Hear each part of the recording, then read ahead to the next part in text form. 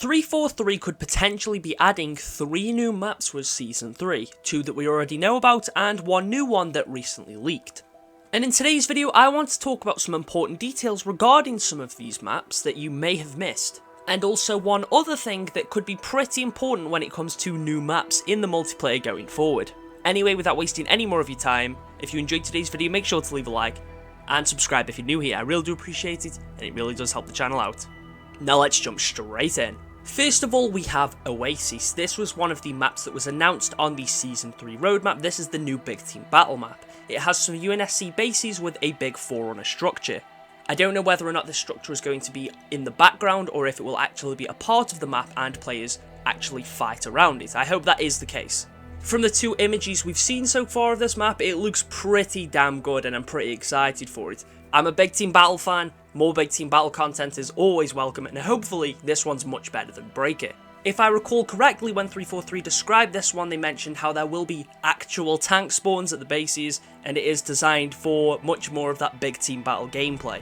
It looks like there's definitely plenty of room here on this specific screenshot, the new one that recently leaked, to drive your warthogs or mongooses or whatever else around. This map was originally going to be called Exiled, but has had its name changed to Oasis.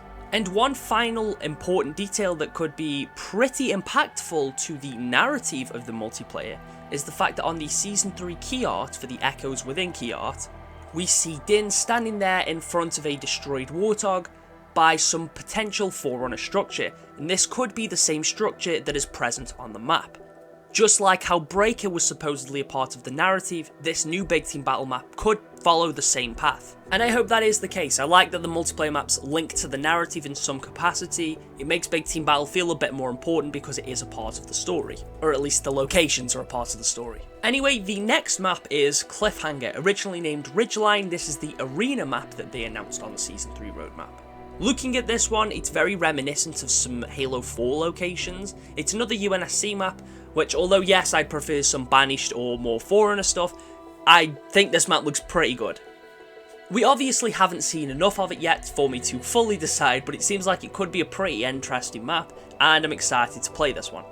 I haven't really got as much to say here, it just looks pretty cool.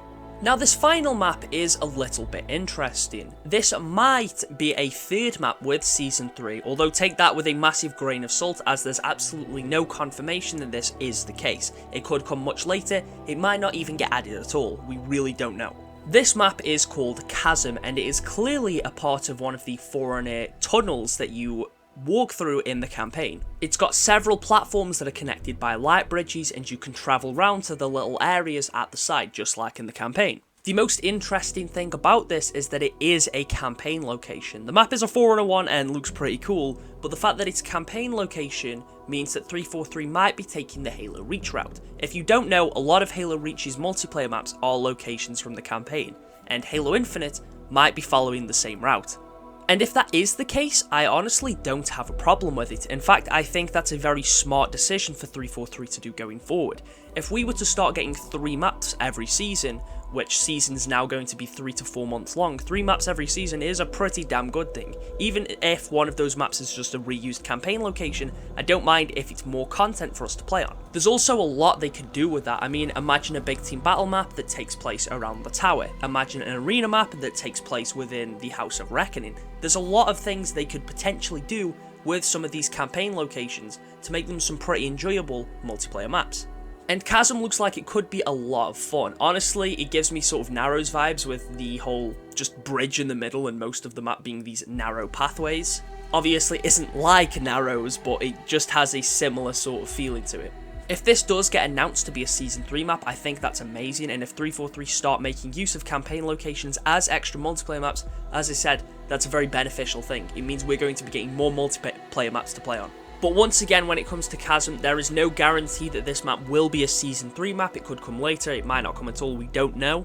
Cliffhanger and Oasis have both been confirmed. They were on the Season 3 roadmap and they will definitely happen. Oasis being a big team battle map, Cliffhanger being an arena map.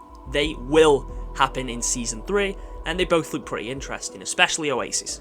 It'd be great if Chasm is a part of Season 3 and is included as an extra arena map. Honestly, I'd love another Forerunner one, and this definitely looks like it'd be interesting, and having it as this campaign location, it's something familiar, yet it would feel completely different given the context of the multiplayer. Reach has some pretty cool multiplayer maps that are a part of campaign locations, and I'm 90% sure Infinite could do the same thing. Anyway, let me know what you think down in the comments about these new maps. Are you excited for any of them? Out of the three, Oasis is definitely the one I'm looking forward to most, but that's because I mostly play Big Team Battle, although all three of these look pretty damn solid. Credit for these leaks goes to Serasia on Twitter. I've probably already left his at the beginning of the video, so go follow him on Twitter. Thank you all for watching, and I'll catch you all in the next one.